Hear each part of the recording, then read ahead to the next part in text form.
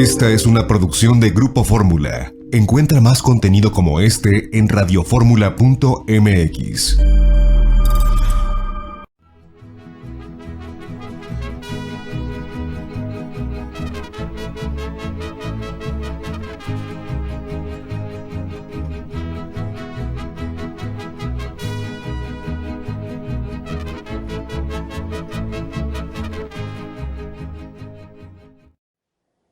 Amigas y amigos, muy buenas tardes tengan todos ustedes. Los saluda con el afecto de siempre José Manuel Villalpando, aquí en una emisión más de su programa, La Historia que Quiero Vivir, que estamos transmitiendo, como ustedes bien lo saben, y mucho lo agradezco, a través de los micrófonos y frecuencias de Radio Fórmula, en el 103.3 de FM, en la 970 de AM, ambas emisoras aquí en la capital de la República, en un programa, eso sí, que llega a cada vez más ciudades de nuestro país y que traspasa inclusive nuestras fronteras. Gracias por su presencia, por su compañía. También les recuerdo que pueden ustedes sintonizarlos a través de la página de internet www.radioformula.com.mx y que además también están a su disposición las vías electrónicas que permiten comunicarnos y que respondo de inmediato, bien sea a mi correo villalpandohistoriador@gmail.com o también a mi página de Facebook Villalpando y la Historia. Gracias por su compañía. Sábados a las 4 de la tarde es la hora de platicar de historia de México y por supuesto, pues una hora dedicada a recordar nuestro pasado. De veras, muchísimas gracias por estar aquí acompañándonos mutuamente y si les parece a ustedes bien, amigas y amigos, vamos a comenzar. Porque quiero concluir en esta emisión, en el programa de hoy, la serie que hemos dedicado ya durante 2 semanas, las 2 anteriores, a la historia del heroico Colegio Militar. Esta institución gloriosa, entrañablemente mexicana, que forma parte muy activa y muy presente de nuestra historia y que hemos decidido incursionar en ella para averiguar cuáles son sus principales fundamentos, de qué se trata la formación militar, cuáles han sido los hechos más destacados, inclusive sus contradicciones más importantes. Así decíamos, y simplemente recapitulo, que nuestro colegio militar tiene tres etapas muy diferentes, muy distintas entre sí, y que corresponden además con las 3 etapas en las que ha transcurrido la historia de nuestro ejército mexicano. Una de ellas, la de 1823 hasta 1860, que es caracterizada y recordada porque todos sabemos es cuando ocurre la gesta heroica de los niños héroes allá en el castillo de Chapultepec. Una segunda etapa, la llamada época de oro del colegio militar, que transcurriría entre el año de 1869 y hasta 1914, cuando la Revolución Mexicana, a través de los tratados de Teoloyucan, lo disuelve, y una tercera y última etapa que corre a partir del año de 1920 y hasta nuestros días. Ya hemos ahondado particularmente en las 2 primeras etapas, hemos resaltado lo más meritorio, lo más destacable, pero también quizás algunas cosas criticables y que pues nos permiten arribar el día de hoy a esta tercera etapa, que es lo que platicaremos en esta ocasión. Simplemente déjenme recapitular dónde nos quedamos la semana anterior, cuando, por ejemplo, señalábamos que esa etapa de oro, esa edad de oro del colegio militar, así llamada por los propios autores, los autores militares que han estudiado la historia del colegio militar, tuvo como momento culminante no solamente la formación técnica profesional de los alumnos, de los cadetes que allí estudiaban y que saldrían a formar la oficialidad muy profesional del Ejército Federal Mexicano, sino que además cerraron, digámoslo así, con un broche de oro espectacular su actuación de lealtad cuando acompañaron al presidente Francisco Ignacio Madero en aquella famosísima Marcha de la Lealtad ocurrida el día 9 de febrero de 1913, cuando los cadetes del colegio militar marcharon escoltando a Madero en su traslado de Chapultepec al Palacio Nacional. Momento épico, momento que aún hoy es recordado cada 9 de febrero con una ceremonia especial en la cual los cadetes, el colegio en pleno, refrenda su lealtad a las instituciones y particularmente a su comandante supremo, el presidente de la República. Momento también que tiene su propia contradicción interna, como ya lo platicábamos hace 8 días, porque si bien los cadetes mostraron ese día respeto, lealtad al presidente Madero, unos días después, cuando concluye la escena trágica, cuando muere asesinado el propio Madero, cuando asume legalmente, tristemente legalmente la presidencia de la República, Victoriano Huerta, los mismos cadetes ahora mostrarán lealtad, respeto y obediencia al nuevo comandante supremo que es precisamente Huerta, el Chacal Huerta. Así que bueno, lo importante es destacar que el colegio militar es leal a las instituciones y a las autoridades legalmente constituidas y que no tienen nada que ver con la persona. Fueron leales a Madero, pero también fueron leales a Huerta. Que no se nos olvide esto que es fundamental, no por tratarse, repito, de dos personajes antagónicos, sino porque la marca distintiva del colegio militar es la lealtad, pero no a las personas, sino a las instituciones o a la autoridad que legalmente representan, quienes, en este caso de Madero y de Huerta, ocupan la titularidad del Poder Ejecutivo de la Nación y por lo tanto son también comandantes supremos del ejército. Antes de avanzar, déjenme simplemente comentarles que algunas personas muy amablemente me han solicitado algún tipo de bibliografía especializada sobre el colegio militar. Y yo quisiera nada más mencionar dos libros que a mí me parecen sumamente importantes, muy bien hechos los dos. El primero de ellos se llama Historia de una institución gloriosa, el heroico colegio militar, que escribieran dos generales,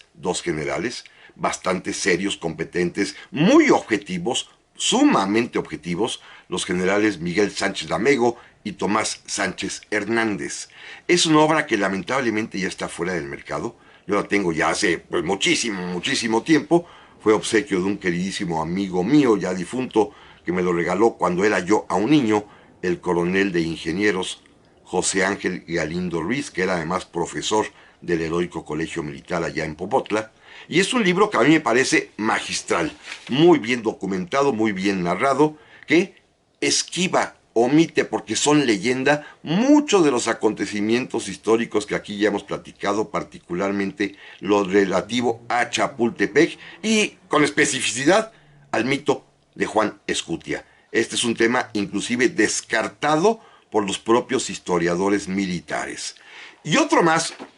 un libro muy importante para mí, que ha circulado muy poco, que no es oficial. El anterior sí, el anterior lo editó la propia Secretaría de la Defensa Nacional, pero este otro que les voy a recomendar es de la autoría también de un general egresado del mismo colegio militar, pero que hizo pues un trabajo de investigación muy serio, muy completo, que mereció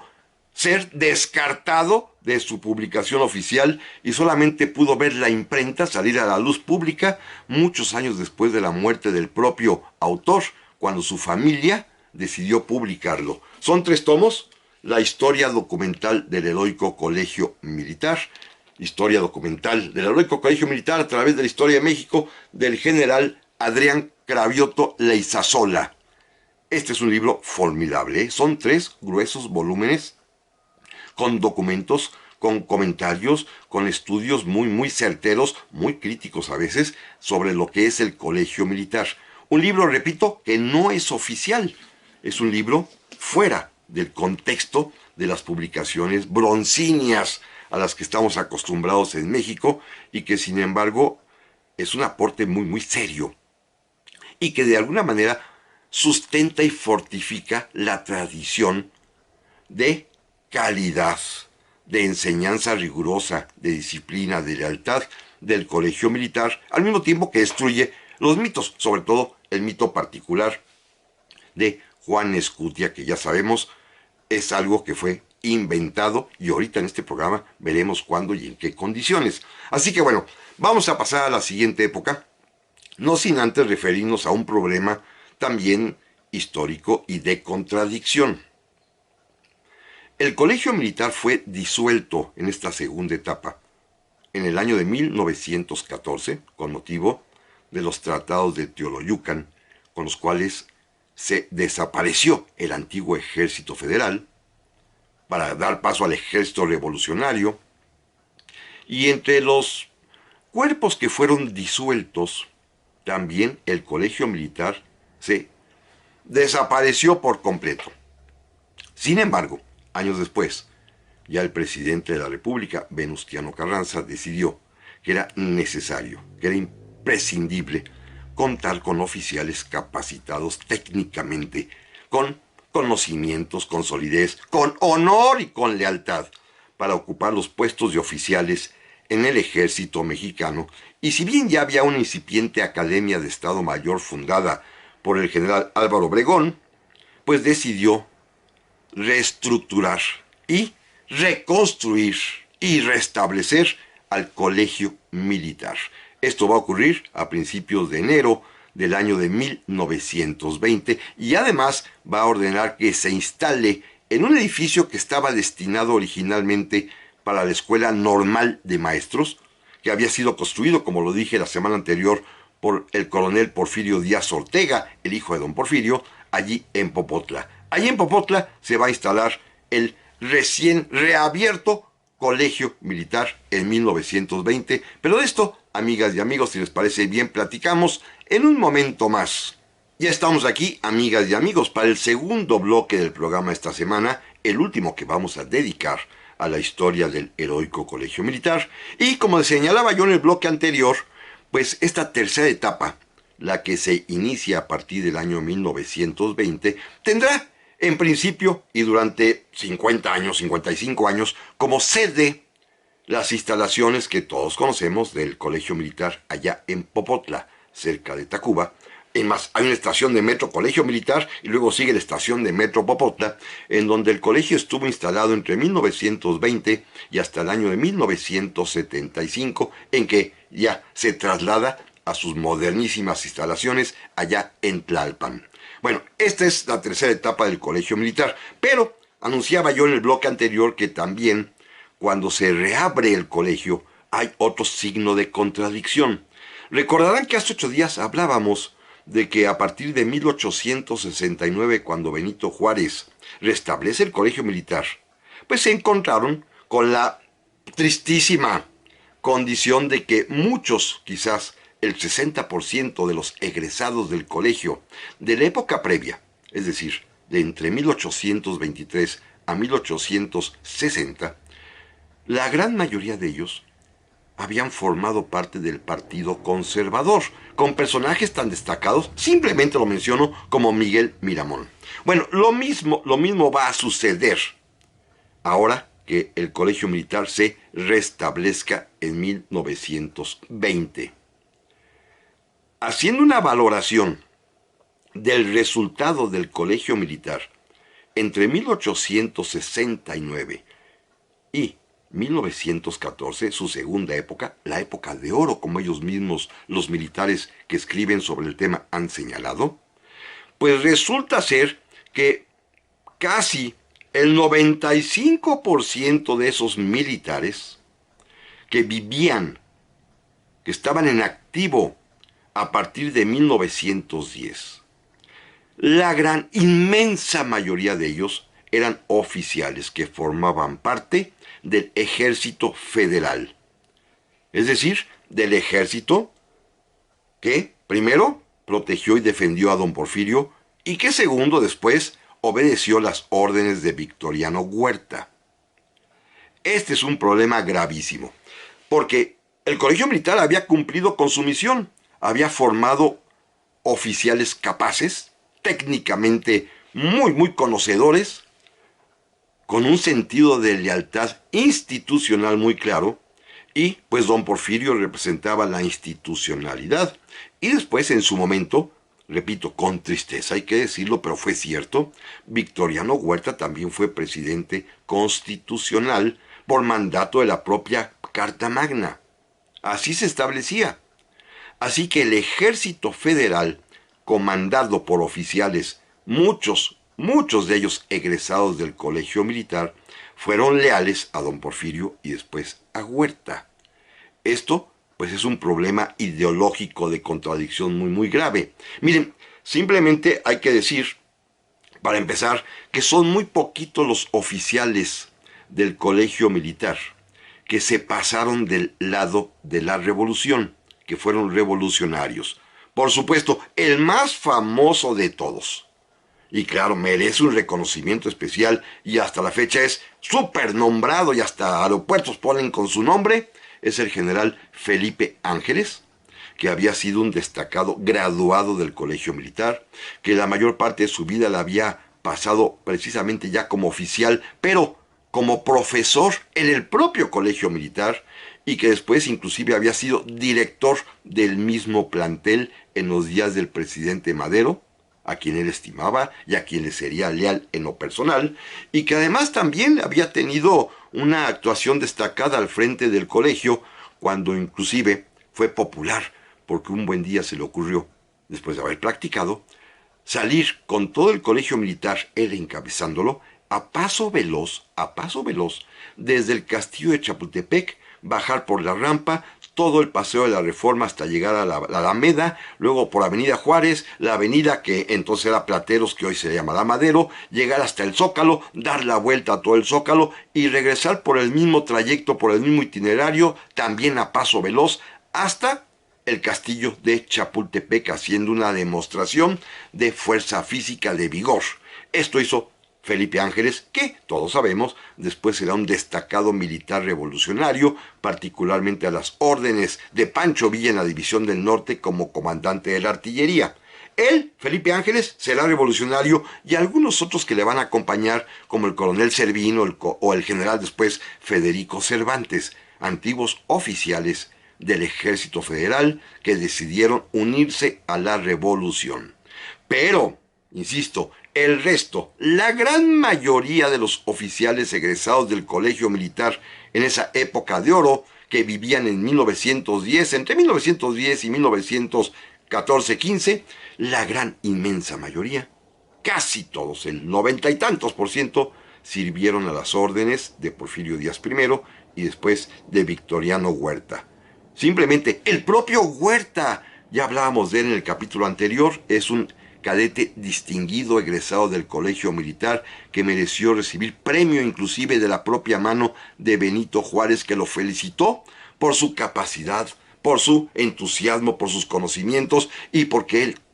tanto Huerta como el propio Juárez, eran indígenas y los indios tenían que demostrar, y lo digo en el sentido correcto de la palabra, su superioridad, su esfuerzo, su empeño, que los hacía iguales o mejores que a todos los demás. Huerta mismo era egresado del colegio militar. También los que fueron secretarios de defensa, los generales de guerra y marina, más bien específicamente de el propio Madero, los generales González Salas, el general García Peña, ambos distinguidos egresados del colegio militar. También otros, como los generales Samuel García Cuéllar, o los generales Joaquín Mas y su hijo Gustavo Mas, que fueron destacadísimos oficiales del Ejército Federal que combatieron a la revolución. Algunos artilleros de muchísima calidad, como el famoso general Manuel Mondragón, egresado del colegio militar y que fue de los participantes en el cuartelazo de la Ciudadela. Otros, como el famoso coronel Guillermo Rubio Navarrete, eran oficiales distinguidísimos egresados del colegio militar que servían al Ejército Federal, al que les habían enseñado obedecer y al que habían jurado defender. La revolución triunfante tuvo que abrir una especie de depósito de jefes y oficiales para ahí concentrar a todos estos ex oficiales del Ejército Federal. Después de los tratados de Teoloyucan, no les dieron ningún destino, ningún empleo, esperaron literalmente con su pensión que les pagaban a que se fueran muriendo. Y la revolución, y esto hay que destacarlo, solamente rescató a unos cuantos. Por ejemplo, al famoso ingeniero, historiador, escritor, político Vito Alessio Robles, era egresado del Colegio Militar, rescatado por la Revolución, o bien tres muy famosos que el presidente Lázaro Cárdenas también rescató y les pidió el favor de que se ocuparan de crear una institución educativa de primera importancia en México, el Instituto Politécnico Nacional, cuyos tres fundadores habían sido cadetes del Colegio Militar, habían formado parte del Ejército Federal, se habían opuesto a la Revolución, pero sus conocimientos, su calidad humana, su pasión por la educación hizo que el presidente Cárdenas los rescatara del olvido y les confiara la creación del Politécnico. Ellos son Wilfrido Massieu, Juan de Dios Batis y Miguel Bernal. Estos son los fundadores del Instituto Politécnico Nacional, que habían sido cadetes, repito. Miren, este es un problema muy grave. Indudablemente, la contradicción interna pues es de difícil solución, pero pues había que mantener vivo el colegio militar. El colmo va a ser cuando un egresado del colegio militar, que fue cadete también muy distinguido, que había servido también a las órdenes de don Porfirio y que había obedecido a Victoriano Huerta y que había combatido con cierto éxito a Emiliano Zapata, este general de nombre Enrique Gorostieta, repito, egresado del Colegio Militar, será nombrado allá por 1928-1929 comandante del Ejército Cristero. El que comanda a los cristeros es un egresado del Colegio Militar. Pocas veces se dice esto, pero bueno, hay que decirlo. Es un alumno distinguido del propio Colegio Militar, quien ocupa el cargo de general en jefe de los cristeros. Morirá, por supuesto, en la plena guerra cristera, pero no deja de ser curioso, pues, que los mismos cristeros que se oponían al gobierno del presidente Calles hayan decidido reclutar a un oficial egresado del Colegio Militar para que fuera su comandante en jefe. Bueno, ¿qué hacemos entonces? Pues bueno, vamos a refundar al Colegio Militar, pensó el presidente Carranza, y en 1920 pues lanza la idea, y el Colegio Militar, recién restablecido en ese año de 1920, con las escuelas ya establecidas en Popotla, su escuela de infantería, de caballería, de artillería, de zapadores, de intendencia. Ese mismo año, unos cuantos meses después de su fundación, el Colegio Militar va a tener la honrosa misión de escoltar nuevamente al presidente de la República, en este caso a Venustiano Carranza, a quien los cadetes del Colegio Militar van a acompañar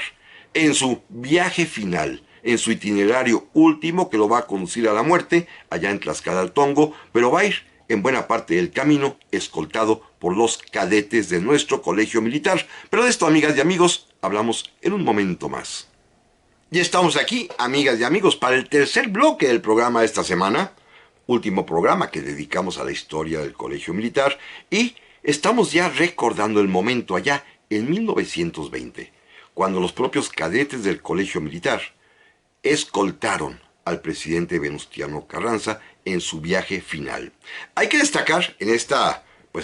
nueva prueba de lealtad heroica de los cadetes, ya habíamos platicado que en diversas ocasiones habían servido precisamente de escolta de protección al primer mandatario, el caso de Madero, que ya lo hablamos en el bloque anterior, pero ustedes recordarán que también en su momento platicábamos de que hicieron lo mismo, protegieron, escoltaron, cuidaron al presidente Guadalupe Victoria y al presidente Anastasio Bustamante, dando prueba siempre de ese carácter de siglos de mantenerse leales al gobierno instituido, al gobierno legalmente constituido, no a la persona. Eso es importante señalarlo. Bueno, en esta ocasión, en 1920, con motivo del plan de Agua Prieta, del cual ya platicamos en algún programa hace un par de años, pues recordarán ustedes que decíamos que las fuerzas que levantó Álvaro Obregón, Plutarco Elías Calles, Adolfo de la Huerta, en contra de Carranza, pues lo obligan a salir huyendo de la Ciudad de México acompañado solamente por unos cuantos leales, pero entre esos leales estaba el Colegio Militar, tanto sus escuelas de infantería, de artillería, de intendencia y zapadores que iban en un tren, como la escuela de caballería, los cadetes de caballería que marchaban montados acompañando al ferrocarril en que iba el presidente Carranza. Hay que destacar que un buen día, en la estación de Aljibes, allá por el 17-18 de mayo de 1920, el colegio militar dio una prueba de valentía muy especial, de esta valentía clásica militar, cuando la escuela de caballería, ante un grupo de enemigos de alzados aguapretistas que venían a atacar el tren, se ordenó, se colocó, de tal suerte que pudo dar una carga de caballería. Un acto heroico, muy al estilo del siglo XIX, cuando los cadetes, formados en una línea horizontal, en sus cabalgaduras desenvainaron su sable y cargaron frente al enemigo para hacerlo huir. El presidente Carranza, conmovido y sabiendo que ya todo estaba perdido, ordenó que los cadetes del colegio militar regresaran a la Ciudad de México, y a ellos no les quedó otro remedio más que acatar las órdenes del comandante supremo, y a su pesar tuvieron que dejarlo, y a los 2 días, como todos sabemos, Carranza morirá asesinado en Tlaxcala-Altongo. Pero nuevamente, pues, el colegio militar había dado una prueba de lealtad. Una nota curiosa: entre los cadetes de caballería que hicieron esa carga allá en Aljibes, en Puebla, el 17-18 de mayo de 1920, hay un muchacho que con el paso del tiempo será el primer secretario de la Defensa Nacional egresado del colegio militar. Me refiero al general Hermenegildo Cuenca Díaz. Fíjense qué curioso, él es secretario de la Defensa en los tiempos del presidente Luis Echeverría, y a partir de ahí ya todos los titulares de la SEDENA, de la Secretaría de Defensa Nacional, han sido egresados del colegio militar. A partir de 1970. Antes no. Antes los secretarios de la Defensa o de Guerra y Marina, como ya dedicamos a algunos programas, ustedes recordarán el año anterior, pues desde el momento mismo del triunfo de la Revolución hasta la época del gobierno del presidente Díaz Ordaz, los secretarios de Defensa provenían de las filas revolucionarias, muchos de ellos sin estudios, y solamente a partir, repito, del general Cuenca Díaz, secretario de la Defensa en época del presidente Echeverría, comenzarán a llegar, como hasta la fecha, los egresados del colegio militar como secretarios de Estado para esa importantísima rama de la administración pública mexicana que es la militar. Bueno, me regreso. En 1920 el colegio militar se refunda en Popotla. En este edificio, que ya lo platicábamos, había sido destinado en la época de don Porfirio, construido expresamente para que fuera ahí la Escuela Normal de Profesores, y el ingeniero que lo había diseñado, que lo había construido, era nada más ni nada menos que el hijo del presidente Porfirio Díaz. Me refiero al coronel de ingenieros Porfirio Díaz Ortega, también egresado del colegio militar. Ahí se instala el colegio militar. En 1921 van a tener la oportunidad de realizar su primera salida internacional los cadetes. Esto es muy bonito. Los invitaron a llevar una estatua de Cuauhtémoc y a pasear por Sudamérica, en Buenos Aires, en Río de Janeiro, en una expedición que organizó el gobierno mexicano encabezada por José Vasconcelos, ministro o secretario de Educación Pública, y allí fueron por primera vez nuestros cadetes a desfilar llevando la bandera mexicana por estas ciudades de el continente. Es la primera vez que salen. Pero lo importante es que a partir de 1924-25, con la presencia del general Joaquín Amaro I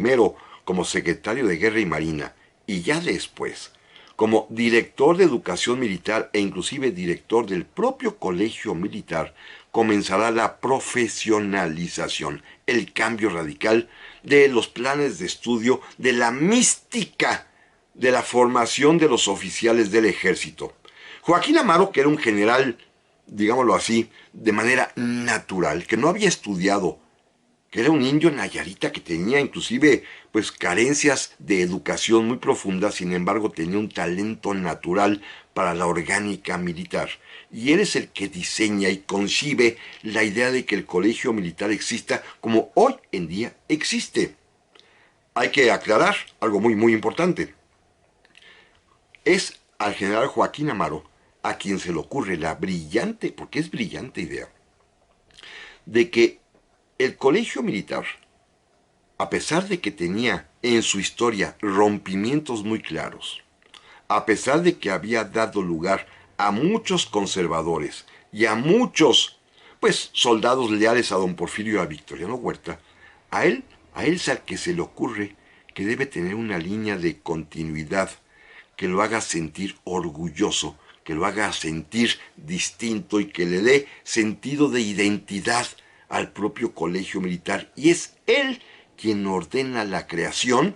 de esta, pues, especie de visión heroica del colegio militar. Claro, los niños héroes existieron, ya lo hemos platicado, en las condiciones en las cuales históricamente es demostrable.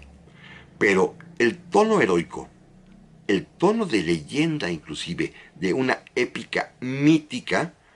es obra del general Joaquín Amaro. Es a él al que se le ocurre por primera vez a partir de 1924-25 celebrar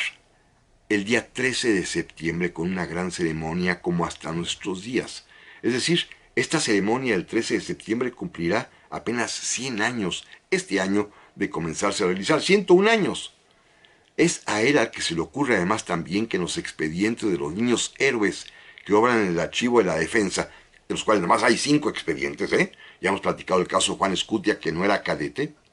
se les anote el hecho heroico. Claro, con errores y confusiones como todos sabemos, porque el primero es que el propio Joaquín Amaro inventó el mito de la bandera, que era un mito real, una acción real existente, pero no del colegio militar. ¿Se acuerdan que hemos hablado de eso? El que se envolvió en la bandera para salvarla de los norteamericanos, pero en la batalla del Molino del Rey, el 8 de septiembre de 1847, fue el capitán Margarito Suazo. No era egresado del colegio militar, era un humilde artesano que a él sí le tocó, sí realizó este hecho heroico. No sabemos si Joaquín Amaro en su ignorancia, pues confundió y pensó que esto era un niño héroe, y decidió que el colegio militar tuviese ese acto heroico, el de que alguno de sus cadetes se hubiese arrojado con la bandera desde lo alto del castillo, cuando ya sabemos además también que por más que te arrojes de lo más alto y por más brinco que peguen, caen en el patio del propio colegio. Pero bueno, es independiente. Pero la creación del mito le corresponde al general Joaquín Amaro, que le ordenó a un subordinado, el mayor Alfonso Montenegro, que fuera anotando en los expedientes de los niños héroes y que abriera un especial para Juan Escutia sus actos heroicos. Esto lo sabemos ya hoy en día, así como él es el que ordena que se realice la ceremonia del día 13 de septiembre. Hubo leyenda inmediatamente, comenzaron escritores oficialistas a inventar el mito, inclusive hubo alguno que decidió que el mito tenía que ser todavía más allá, y lo llevó casi a la historia trágica, que ustedes seguramente recuerdan, de la defensa de Masada, aquella fortaleza judía que resistió el asalto de la Legión Décima Romana, y que al momento ya definitivo, cuando ya no podían defenderse, los judíos defensores decidieron matarse unos a otros, suicidándose el último. Bueno, así hubo un escritor mexicano que llegó a la conclusión de que esto había sucedido, que los propios cadetes al final se habían disparado unos contra otros para no caer en manos del invasor, lo cual es totalmente falso, absolutamente falso. Bueno, esta creación para darle identidad es obra, ya lo sabemos, del general Joaquín Amaro, y tuvo éxito. Le da identidad, le da certeza, le da personalidad histórica, les da a los muchachos de hoy en día orgullo el formar parte del colegio militar, porque en su haber hay acciones heroicas en defensa de la patria. Indudablemente Joaquín Amaro acertó en esto. Pero amigas y amigos, no se vayan, en un momento más volvemos por aquí. Ya estamos aquí, amigas y amigos, para el cuarto y último bloque del programa de hoy. Último programa también, lo reitero, que dedicamos a la historia del colegio militar, que se convirtió en heroico más adelante. Una vez creado este mito del cual ya hablamos, este mito que da identidad, que da sentido, que da orgullo a los egresados del colegio militar, que más allá de si sucedió lo de la bandera o no, ya lo hemos reiterado, el verdadero acto heroico que sí, por supuesto, distingue al colegio militar es que los muchachos, allá en 1847, resolvieron quedarse a defender su colegio, a darle un ejemplo a los oficiales, a los generales, que habían sido derrotados y que salían huyendo como conejos en los combates contra el invasor norteamericano. Los muchachos del colegio militar habían resuelto aquella madrugada del día 13 de septiembre quedarse en el castillo de Chapultepec, quedarse en su colegio. No iban a huir, iban a defender con honor. De ahí el lema, Colegio Militar por el honor de México. Se quedaron con honor, lo cual es el verdadero acto heroico. Que por ello murieron algunos, efectivamente, pero otros vivieron, ¿eh? Y también fueron parte de esta decisión colectiva de quedarse a defender su colegio. Pero bueno, el general Joaquín Amaro decidió traer ese acto heroico, convertirlo en leyenda, en mito, para darle identidad y orgullo, y lo consiguió. Más allá de las exageraciones de que si alguien se arrojó con la bandera o no, lo cual sabemos que es imposible y que no es históricamente cierto, que es falso, que es un mito, que es una mentira, más allá de eso, sí se consiguió este sentido de arraigo, de orgullo, de lealtad. Todavía, todos los días, cuando se pasa lista de presentes en el colegio militar, se menciona los nombres de los 6 cadetes, un oficial y 5 alumnos, que protagonizaron la gesta heroica del 47, y todos los días los cadetes de hoy dicen murió por la patria. Es decir, sí consiguió el general Joaquín Amaro, que repito es el iniciador de este orgullo del colegio militar, darle identidad y sentido a la educación militar que se imparte en el heroico colegio militar. Miren, en 1947, ya también lo hemos platicado, cuando el presidente Truman de los Estados Unidos, Henry Salomon Truman, visita México, fue a depositar una guardia floral, una ofrenda floral al colegio militar, al castillo de Chapultepec, al monumento que está en la base. Bueno, los cadetes del colegio militar de Popotla se enojaron y en la noche salieron subrepticiamente, fueron a Chapultepec, se robaron esta corona de flores y la fueron a arrojar pisoteada frente a la embajada norteamericana donde pernoctaba el presidente Truman. Para evitar un escándalo, el presidente Miguel Alemán captó que era importante solidificar el mito. Estamos en 1947 y de pronto, ya lo hemos platicado en otras ocasiones, el milagro. Aparecen los restos de los niños héroes, claro, con errores tremendos de identificación ósea, porque están claras las fe de bautismo de las edades que tenían cada uno, y el dictamen oficial dice que es un adulto y 5 niños, cuando los niños héroes ya son, morfológicamente y según su fe de bautismo, son 4 adultos y 2 niños. Así que bueno, es un cuento que se lo tragaron todo el mundo. Se trataba de darle un poquito de entusiasmo a la juventud militar mexicana y además se exhuman los restos de los niños héroes, se construye un gran monumento, el que está en Chapultepec, ya nada más con esas 6 antorchas de mármol que todos conocemos. Con eso nos olvidamos del monumento anterior, que repito, ahí está la lista de todos los que estaban presentes en la defensa. Es el monumento original y auténtico que habla de esa decisión juvenil de defender a su colegio, y pues el mito nuevo es que los demás ya no existen, solamente existen para la historia militar oficial los 6 que mueren. Por eso están representados en esas 6 antorchas de mármol en el monumento que todos conocemos allá en Chapultepec. También en 1947, finalmente, el Congreso de la Unión, mediante un decreto, declara que el colegio militar es heroico. Se llama Heroico Colegio Militar a partir del año de 1947. Antes, la acción había sido heroica, pero no había sido reconocida oficialmente. Debo decir algo más, quizás una especie de autocomercial. Me han preguntado mucho acerca de cómo se comprueba, cómo se prueba este asunto de la historia del mito de los niños héroes. Y bueno, lo he estudiado, debo decirlo con toda franqueza, con la humildad por supuesto, pero sin embargo producto del esfuerzo y el trabajo de muchos años. Y en mi libro, Niños Héroes, aparece con claridad todo este desarrollo de lo que pasó exactamente en Chapultepec en 1847, utilizando las fuentes documentales de la época, inclusive los recuerdos de algunos sobrevivientes que después narraron para la posteridad lo que habían vivido, así como los reportes, que esto es muy importante, que ellos eran mucho más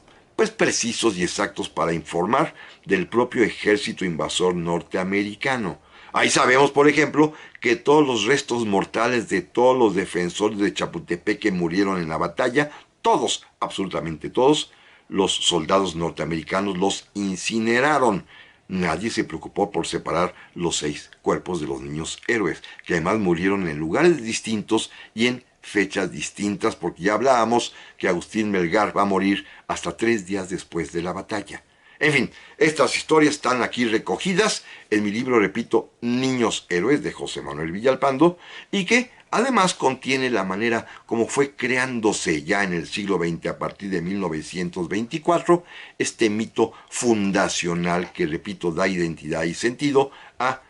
lo que hoy es ese orgullo de el colegio militar. Un colegio militar que además, por otra parte, debo decir a ustedes que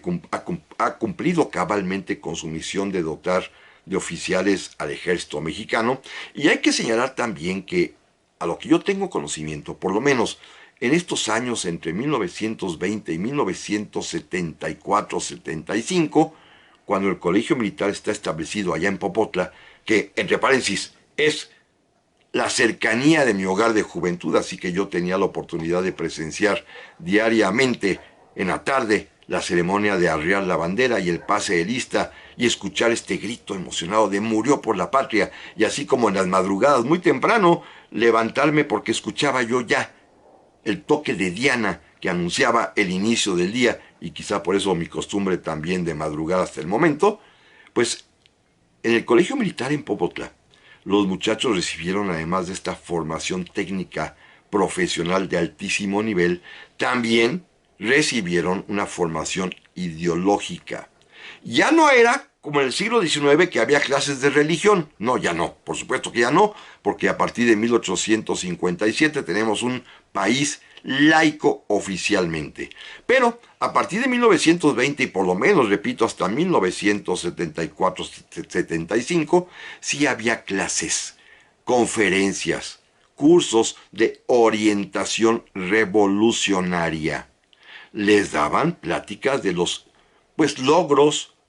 propósitos, motivos de la Revolución Mexicana y de lo que pretendía hacer cada gobierno en turno. Y esto se comprueba fácilmente, basta con leer los libritos que tiene sobre el colegio militar y sobre el ejército mexicano un general, también egresado de él mismo, abogado también, Alfonso Corona del Rosal, que ustedes recordarán fue un político muy famoso allá por los 70s y 60s del siglo XX, y que él mismo fue profesor muchísimos años del colegio militar, y que habla precisamente de que la misión del colegio era darle oficiales de pensamiento revolucionario afín al gobierno,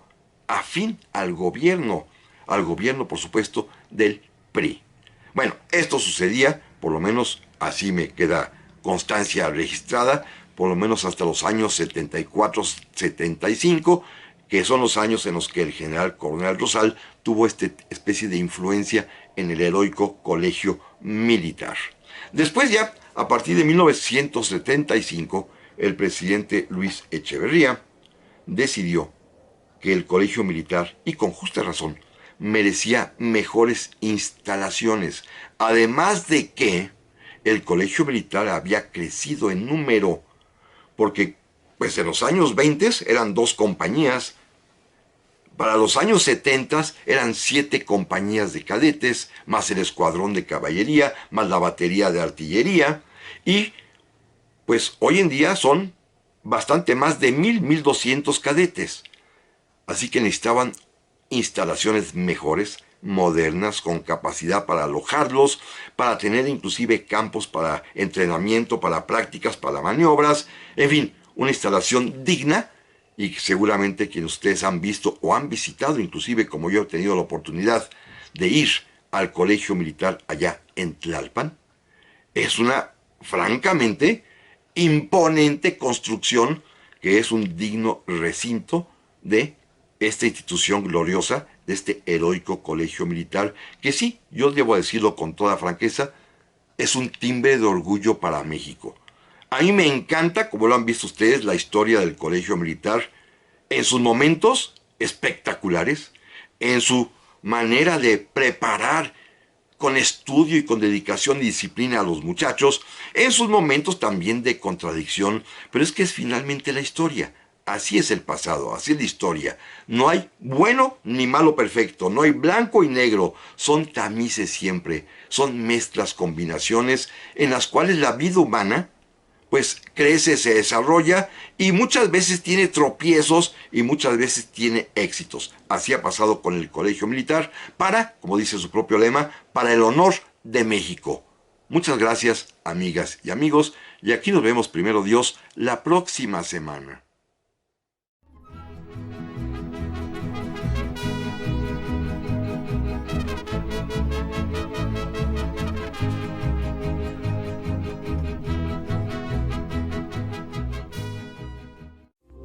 Esta fue una producción de Grupo Fórmula. Encuentra más contenido como este en radioformula.mx.